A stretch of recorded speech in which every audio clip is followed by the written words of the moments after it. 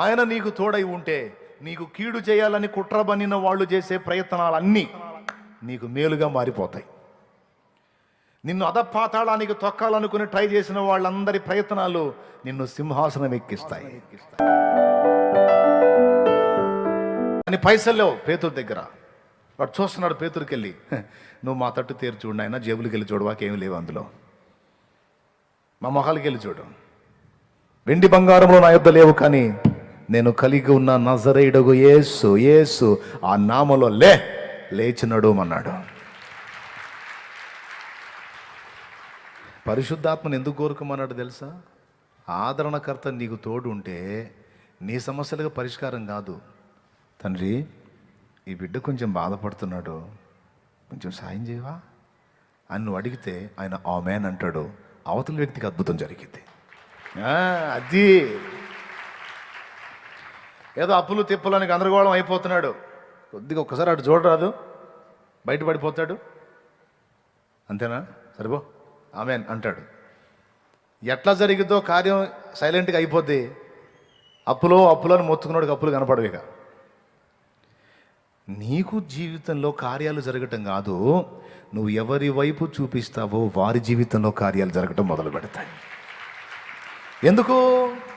నీ దగ్గర పైసలు కాదు, వెండి బంగారాలు కాదు, ఇంకోటి వజ్ర వైడూర్యాలు కాదు, అన్నిటికంటే విలువైన ఆదరణకర్త నీకు తోడై ఉన్నాడు. అది రహస్యం.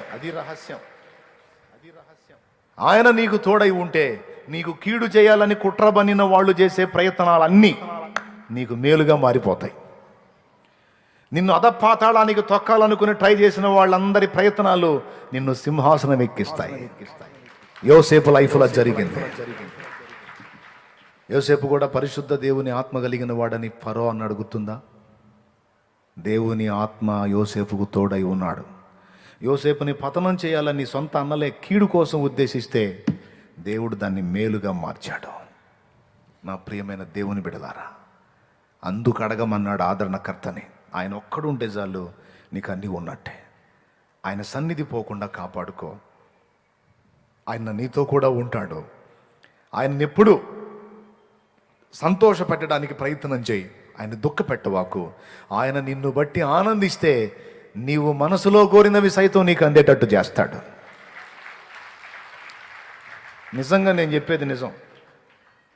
ఆయన నిన్ను బట్టి ఆనందిస్తే, ఆదరణకర్త నిన్ను బట్టి దుఃఖపడకుండా ఆయన నిన్ను బట్టి సంతోషపడితే, ఆయన నిన్ను బట్టి ఆనందపడితే నీకు ఎదురుండదు. ఇక నీ దినములన్నిట ఎవరు నీ ఎదుట నిలువలేరని యెహోషువతో, నీ దినములన్నిట ఎవరు నీ ఎదుట నిలువలేరని యెహోషువతో వాగ్దానము చేసినావు.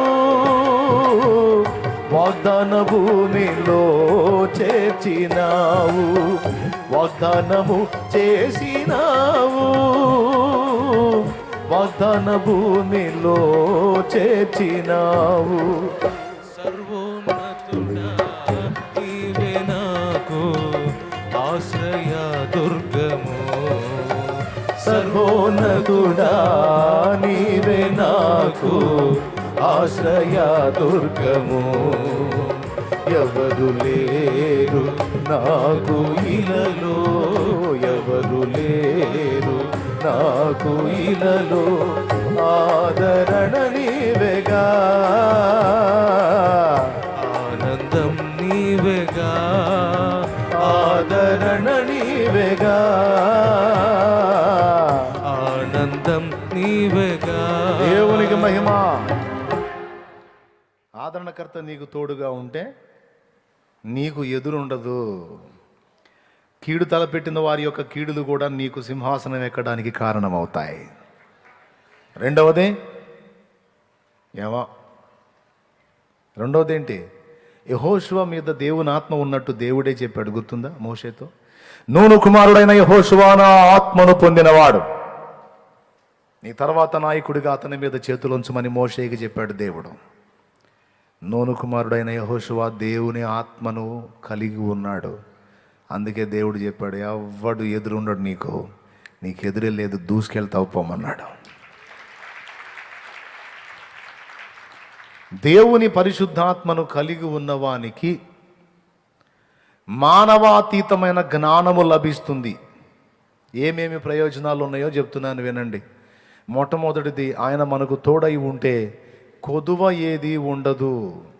ఒకవేళ ఏదైనా కొదువ అక్కర రానిస్తే ఆయన తన చిత్తానుసారంగా రానిస్తాడు, అది కూడా మన మంచి కోసమే. ఓకే, అది కూడా మనకు అవసరమైనంత వరకే ఉంటుంది. తర్వాత ఆయనే దాన్ని తీసేస్తాడు. నువ్వు వెతికినా నీకు కనపడుతుంది. అందుకే కోరుకోమన్నాడు ఎవరిని? పరిశుద్ధాత్ముణ్ణి.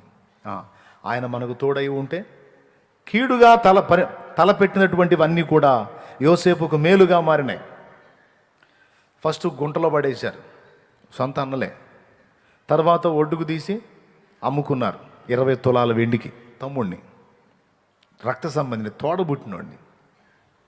పాపం అక్కడి నుంచి ఐగుప్తుకు బానిసగా పోయాడు. అక్కడికి పోయి పాపం ఒక మహారాజు దగ్గర కుదిరి చేస్తూ ఉంటే కాస్త పర్వాలేదులే, కాస్త నెమ్మదిగా ఉన్నాను అనుకుంటే అక్కడ అమ్మగారికి దుర్బుద్ధి పుట్టి ఆమె శోధించడం మొదలుపెట్టింది. ఆ మాటకు లోబడలేదని నింద వేసి జైలు పాలు చేసింది. దేంద్రా నాయన, మంచిగా పోతే అన్ని అగసాట్లే ఉన్నాయి, నీతిగా బతుకుదామంటే అన్నీ నాకు అంత దరిద్రమే ఎక్కువ వస్తుంది అని ఫీల్ అవ్వాల. కొంతమంది మాట్లాడతారు, మంచిగా రోజులు లేవన్నా, న్యాయానికి కూడు లేదన్నా, మంచిగా ఉంటే ఎవడు లెక్క చేయడన్నా, అంటే దుర్మార్గాలు చేయాలని ఎవడు చెప్పాడన్నా? బైబిల్ చెప్పలేదన్నా. నీతిమంతునికి కలుగు ఆపదలు అనేకములు, ఆయనను వాటన్నిటిలో నుండి యెహోవా వానిని కాపాడును. అవునా? పాపం అంతా అన్యాయం అయిపోయాడు. పాపం ఎక్కడ న్యాయం జరగల. ఆఖరికి జైల్లో పడ్డాడు. జైల్లో పడితే 2 కలగాని వచ్చారు, పానదాయకుల అధిపతి, భక్షకారుల అధిపతి. 2 కళ్ళకు అర్థం చెప్పాడు, చెప్పినట్టే జరిగింది. ఒకడు విడుదల పొందుతాడు, ఒకడు శిక్ష పొందుతాడని చెప్పాడు, జరిగింది. ఆ విడుదల పొందేవాడికి చెప్పాడు, నువ్వు బయటికి పోతే కొద్దిగా నన్ను గుర్తు చేసుకో, అన్యాయంగా నేను శ్రమ పడుతున్నాను అంటే, అస్సలు బయటికి పోయి నువ్వు చెప్పింది జరిగితే 2వ రోజే నువ్వు ఉంటావాడ, ఓకే నన్ను నమ్ము అని పోయాడు. వాడు 2 ఏళ్ళైనా మర్చిపోయాడు, గుర్తులేదు. 2వ రోజు నువ్వు ఉంటావు అన్నాడు, 2 ఏళ్ళైనా పట్టించుకోవాలా. అంతా అన్యాయమే. పాపం నమ్మిన వాళ్ళందరూ వంచన చేశారు, ఆధారపడ్డ వాళ్ళందరూ కూల్చి పడేశారు. వరుస అవమానాలు, వరుస దెబ్బలు. కానీ చివరికి మనం చూడగలిగితే ఇలాగా ఒక్కొక్కటి జరగకపోతే యోసేపు సింహాసనం ఎక్కేవాడు కాదు. అవునా? జైల్లో ఉండటం వల్ల ఫరో ముందుకు వెళ్ళగలిగాడు. ఫరో ముందుకు వెళ్ళి తానేంటో దేవుడు రుజువు చూపించినందువల్ల సింహాసనం ఎక్కాడు యోసేపు. కాబట్టి దేవుని పరిశుద్ధాత్మ మనకు తోడై ఉంటే మనకు కీడుగా ఉన్నవన్నీ కూడా మేలుగా మారిపోతాయి. ఆయన చేస్తాడు అట్లా. నిన్ను పతనం చేయాలని అవతల వాడు పన్నిన కుట్రలన్నీ నీకు మెట్లుగా వేసి నిన్ను అందల మీద కూర్చోబెడతాడు ఆయన. మొదటిది. రెండవది, మానవాతీతమైనటువంటి జ్ఞానము నీకు లభిస్తుంది. చాలామంది వేసే ఎత్తుగాళ్ళు ఎన్నో రకరకాల ఎత్తుగాళ్ళు ఉంటాయి, కానీ వారందరికీ మించిన జ్ఞానం నీకు ఇవ్వబడుతుంది ఆయన నీకు తోడై ఉంటే. లోకస్తులకు అర్థం కాదు, దేవుని ఆత్మను గుర్తించినటువంటి వాళ్ళకి అర్థం కాదు ఇంత ఆలోచన నీకు ఎలా వచ్చింది, ఇంత పవర్ నీకు ఎలా వచ్చింది అనేది. ఎందుకంటే దేవుని పరిశుద్ధాత్మ సహాయంతో సొలొమోను జ్ఞానవంతుడయ్యాడు, జ్ఞానాత్మను పొందాడు. చిన్నవాడు వయసులో ఒక విచిత్రమైన తగాదు వచ్చింది ఒకరోజు ఆయన ముందుకి. ఒక బిడ్డను తీసుకొని 2 స్త్రీలు వచ్చారు. నా బిడ్డ అంటే నా బిడ్డ, నా బిడ్డ అంటే నా బిడ్డ అని కొట్లాట మొదలుపెట్టారు. ఇద్దరు చెప్పే పోలికలు సరిపోతున్నా, ఇద్దరి మాట నిజమే అనిపిస్తుంది. పాపం అక్కడున్న సీనియర్స్ అందరూ సొలొమోనుకి వెళ్ళి చూస్తున్నారు. పాపం చిన్నవాడు బెత్తరపోయాడు. ఇలాంటి ధర్మ సందేహాలకు ఎలా సమాధానం చెప్పాలో అతనికి ఏం తెలుసు అని ఇప్పుడు ఏం సమాధానం ఇస్తాడని వెటకారంగా చూస్తున్నారు. ఆల్రెడీ దేవుడు సొలొమోను కృప పొందాడు, దేవుని ఆత్మశక్తి పొందుకున్నాడు. సొలొమోను ఏమో తడపాయించలా, చూశాడు కాసేపు మౌనంగా.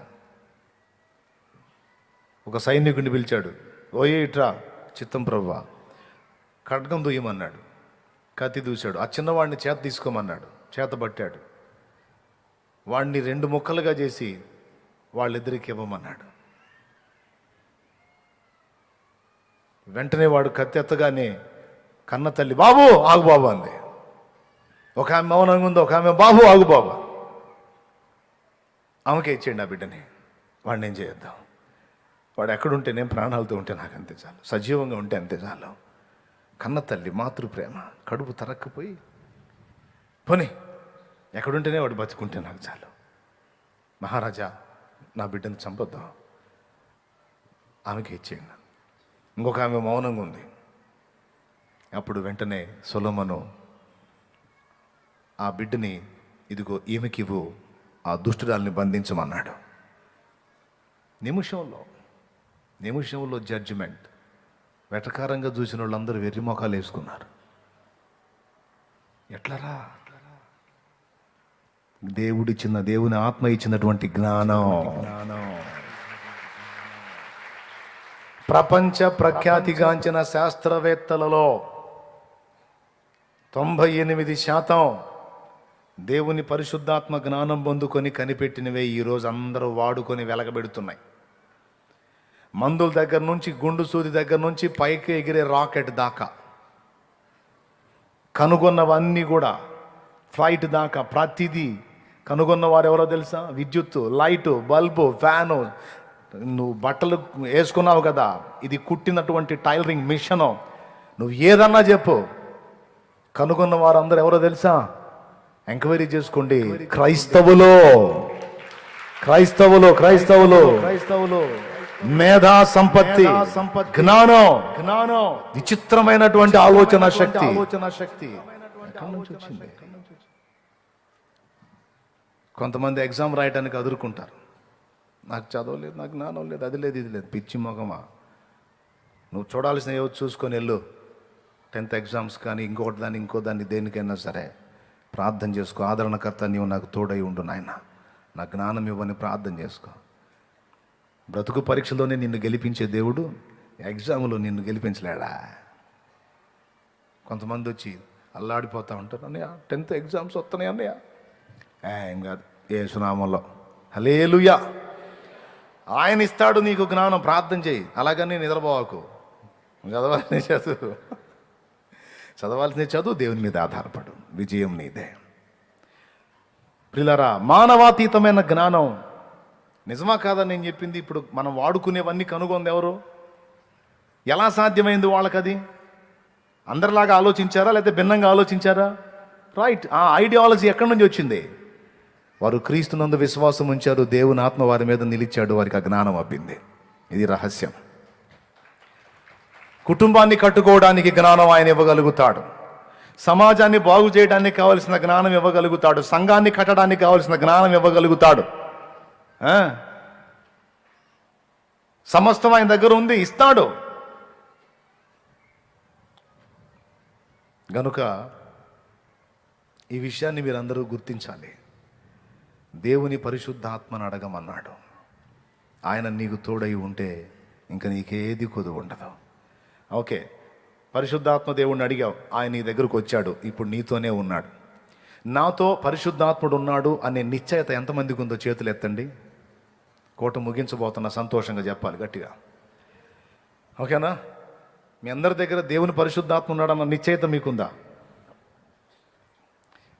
బాప్తీసం పొందిన వాళ్ళందరూ చేతులు ఎత్తండి. రైట్, దించండి.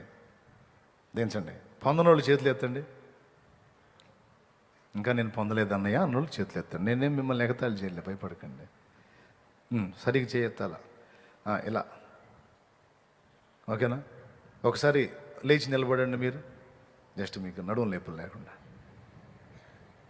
బాప్తీసం పొందనోళ్ళు లేచి నిలబడండి, ఏమనుకోవద్దు, లేచి నిలబడండి.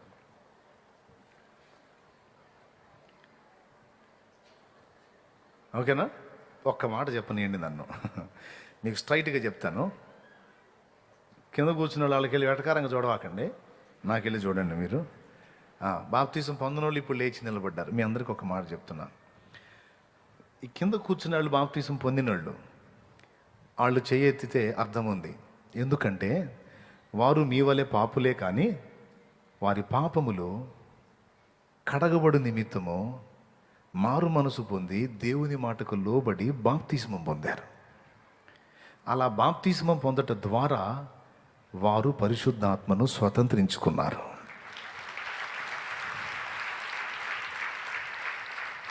నువ్వు ప్రభువుని ఎరుగున్నావు, కాస్తో కూస్తో తెలుసు, కానీ ఇంకా మారు మనసు పొందలా, ఇంకా పాప క్షమాపణ నిమిత్తం కడగబడు నిమిత్తం బాప్తిస్మం పొందలా. ఒక చిన్న మాట మిమ్మల్ని అడుగుతా. నేను మీ ఇంటికి రావాలనుకుంటున్నా, వచ్చేదా? నేను మీ ఇంటికి వచ్చినప్పుడు పండుకొని ఆ పక్క వస్త్రాలు తీయకుండా అలానే పెడతారా? ఇంటి నిండా దుమ్ము కొట్టుకొని ఉంది, అంతే ఉంచుతారా? ఎక్కడి వస్త్రాలు అక్కడే ఉన్నాయి, ఎక్కడి ప్లేట్లు, చిన్న కంచాలు, ఎంగిలి కంచాలు అలానే ఉన్నాయి, అంతే ఉంచుతారా? ఇంటి ముందు చెండాలం అంతా అంతే ఉంది, అంతే ఉంచుతారా? ఇంటిలో చేదర ఉంది, అంతే ఉంచుతారా? సరిగ్గా చెప్పండి. నిలబడ్డోళ్ళు ముఖ్యంగా అంతే ఉంచుతారా? ఏం చేస్తారు? అసలు విచిత్రం చెప్పనా, సడన్గా వచ్చి నేను మీ ఇంటి ముందు నిలబడ్డాను అనుకో, ఎక్కడ ఏం పడేది కూడా తెలియదు.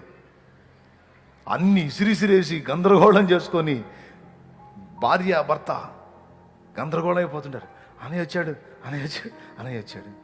భర్త అంటాడు, నేను చెబుతానే ఉన్నా ఈ తీ అని. నా చెప్పబోతు నువ్వు తీయొచ్చుగా.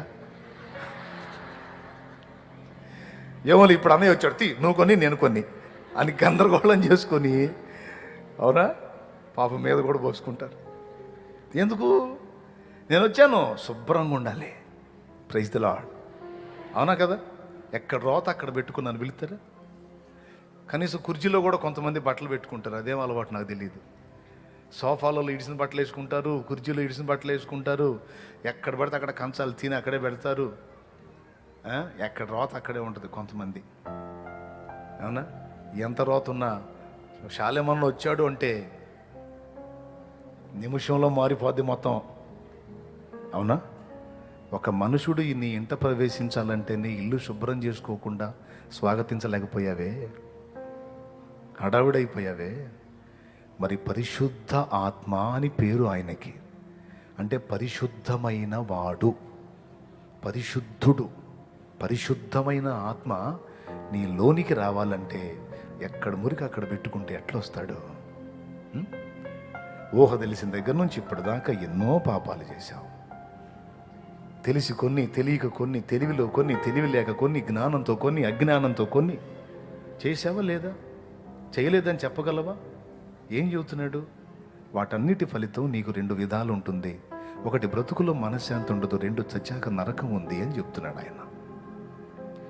ఆ నరకం నుంచి కాపాడటానికే కదా వచ్చి ప్రాణం పెట్టాడు, రక్తమంతా ధారపోసాడు. ఎవరి కోసం మరి?